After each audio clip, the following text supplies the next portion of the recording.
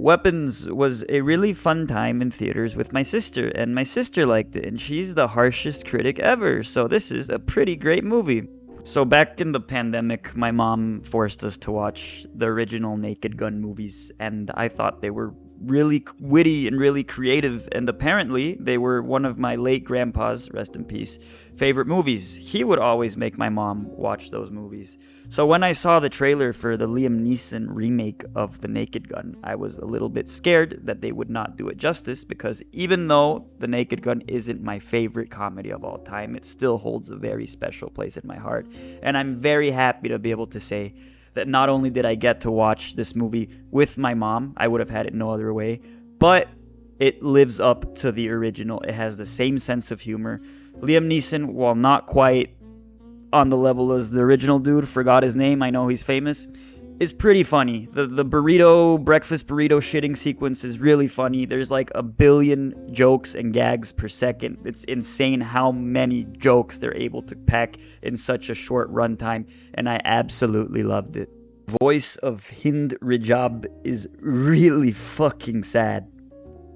Eddington was a really funny movie, and a very polarizing one. I know a lot of people that hated it. I know a lot of people that loved it. I know some people that didn't think much of it. And it's really funny that this is the way this is, because the movie itself is kind of about polarization. It's about the pandemic. And I think it's awesome that that was the reaction that a movie like this got. I, for one, really, really, really liked it. I thought the first half was fucking hilarious. Everything with the activists was comedic gold. There's one sequence, if you've watched it, you know what I'm talking about, at the dinner table, that is one of the funniest things I saw in theaters all year. The second half, I didn't hate it as much as others, specifically one person watching this video, and I know he's watching because he's one of like the 4 people that actually watches my videos. Thank you very much, by the way. I still enjoyed it. I didn't think it was a total train wreck, and overall I had a really fun fucking time with Eddington. Nouvelle Vogue, if I'm saying that correctly, probably not, is a Linklater hangout movie about real filmmakers. What is there not to love about that? Zootopia 2 is another Zootopia movie. Fuck yeah. Sinners. I don't really feel like talking about Sinners. If I had legs, I'd kick you has a scene. Okay, so I get my pizza without cheese, and a lot of people think it's really weird, and it is, but I don't like mozzarella cheese. And there's a scene at the beginning of this movie where she takes all of the cheese off of the pizza, or it fell off or something, and she eats it all in one disgusting ass bite. And it's the most terrifying thing I saw in theaters all year, by far. Sorry Baby made me laugh quite a bit. And it also made me kind of sad at times, and like, what else can you ask for in a movie? Twinless is such a fun concept, shot in such a fun way, with such a great performance by Dylan O'Brien. I used to kind of be a hater, and now I'm kind of a fan. It makes me sad that such little people saw this. Definitely watch it. It Was Just an Accident is number 10 on this list. The Mastermind was a really chill time with a cool jazz score and a lot of fucking Josh O'Connor. It was great. 28 Years Later is a movie I just love more and more the more time passes, and I think some of that has to do with the fact that The Bone Temple was such a great sequel. But I love how it was shot. I love how there's like such a difference between the first half and the second half. I think that's like thematically on point in a way that I can't really articulate, so I won't even try to. I think the soundtrack fucking slaps. I think the characters are really cool. Dr. Ian Kelson is like gonna go down as one of the coolest characters in modern cinema. I don't know why this movie got so much hate. I know so many people that despise this movie. It's obviously one of my favorite movies of the year. Train Dreams made me cry a little bit, and it has a banger of a song by Nick Cave in its credits. The Secret Agent was a movie that took a second for me to get into, but once I was into it, I had a fucking blast with. This movie is such a vibe.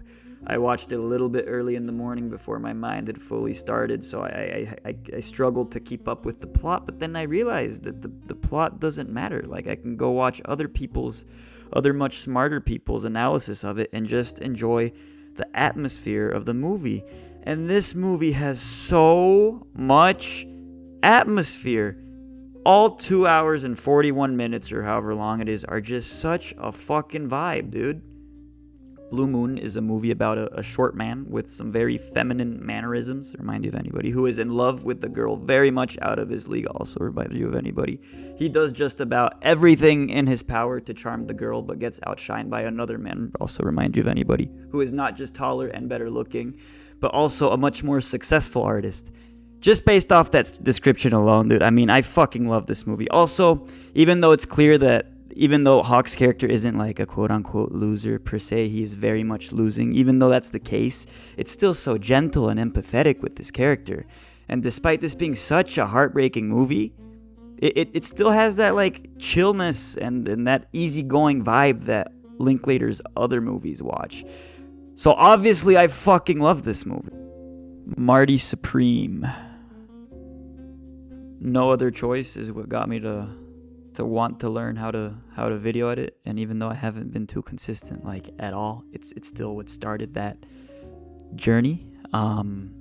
It's also probably the fastest a 2-hour 20-minute movie has ever felt, and it's honestly one of the best movies by one of the best directors working today. So the fact that it's only number 3 really speaks to how fucking awesome of a year this was for movies. Sentimental Value is one of those movies that when the credits roll, you just kind of go,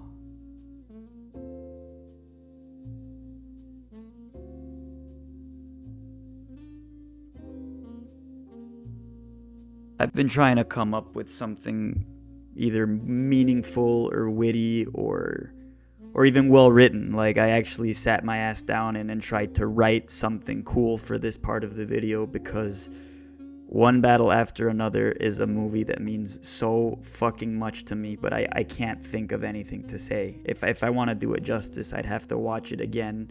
And even then, I'd probably still be speechless, because every time I watch the movie,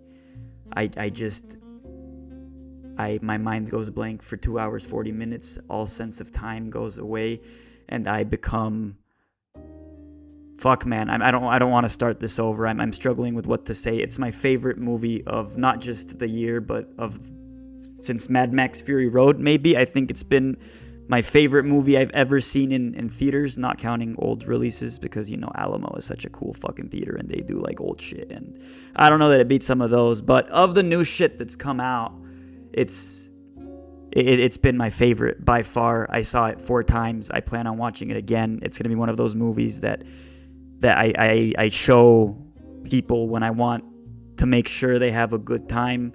It's going to be one of the first movies I show my kids when they're old enough, assuming I make it that far in life. And I mean, what is there else to say? You've seen it. You know how fucking incredible it is. It's one of the best movies ever made, bro. Thank you for watching.